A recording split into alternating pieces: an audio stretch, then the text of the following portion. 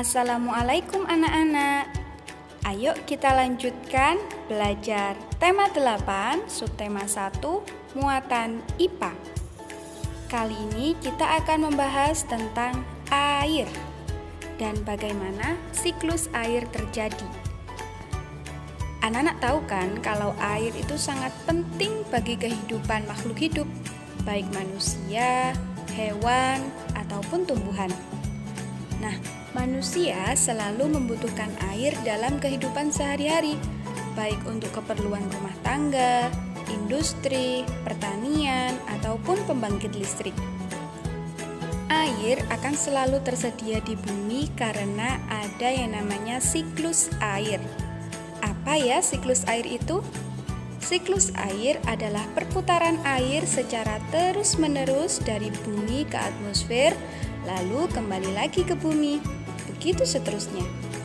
Siklus air terjadi melalui proses penguapan, pengendapan, dan pengembunan. Ada beberapa contoh pemanfaatan air oleh makhluk hidup. Yang pertama adalah air hujan yang meresap ke dalam tanah akan disimpan sebagai cadangan air bagi makhluk hidup. Makhluk hidup yang dimaksud di sini adalah tanaman ya sayang ya. Oke, contoh yang kedua adalah air mengalir memenuhi sungai-sungai dan danau yang berguna untuk aktivitas makhluk hidup.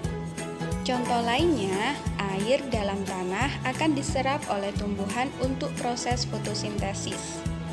Tahu kan fotosintesis itu? Ya, proses memasak makanan oleh tumbuhan. Contoh pemanfaatan air lainnya adalah air menjaga kelembapan, suhu, dan juga iklim yang ada di bumi. Ini adalah proses siklus air. Yang pertama adalah penguapan atau evaporasi, dilanjutkan dengan pengembunan atau kondensasi, dan yang terakhir adalah hujan atau presipitasi. Apa saja itu? Nah, ini ya, proses terjadinya siklus air.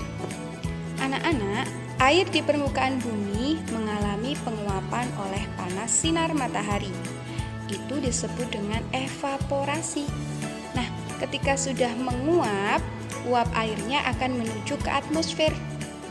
Uap air yang ada di atmosfer itu akan mengalami pengembunan dan membentuk awan-awan. Peristiwa ini disebut dengan kondensasi. Awan yang tebal akan mengandung titik-titik air dan akhirnya saling bergesekan. Maka titik-titik air itu jatuh menuju ke permukaan bumi dan terjadilah hujan atau salju. Nah, proses jatuhnya titik-titik air ini disebut dengan presipitasi. Aliran air dari hujan atau salju yang mencair bergerak menuju danau atau lautan.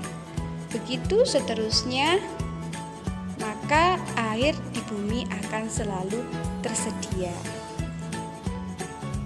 Keberadaan air di permukaan bumi.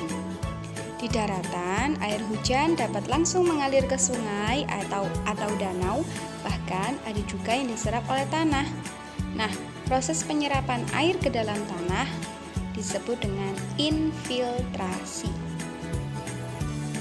Sungai merupakan sumber air yang banyak dimanfaatkan oleh makhluk hidup. Sungai terbentang dari hulu hingga hilir. Hulu adalah bagian awal terbentuknya sungai. Biasanya berasal dari wilayah pegunungan.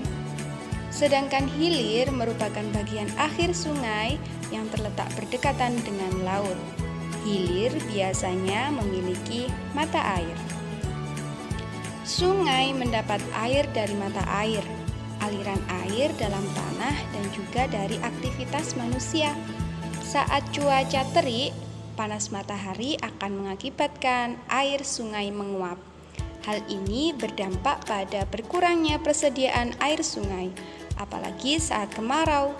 Jumlah air yang menguap akan lebih banyak sehingga mengakibatkan kekeringan.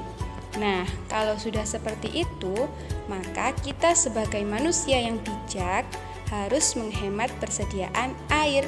Kita gunakan saja sesuai dengan kebutuhan kita sehari-hari. Demikian pembelajaran kita hari ini, semoga bermanfaat. Dan wassalamualaikum warahmatullahi wabarakatuh.